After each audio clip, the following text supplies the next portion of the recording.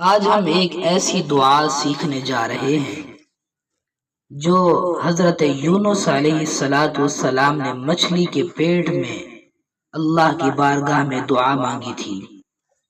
ان کلمات کی برکت سے اللہ تعالی نے حضرت یونس علیہ الصلاۃ والسلام کو مچھلی کے پیٹ سے نجات دی اور ساری مشکلیں ان کے لیے آسان کر دی۔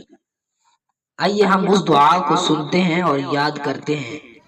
آپ بھی اس دعا کو یاد کریں اور اپنی دعاؤں میں اس دعا کو شامل کر لیں۔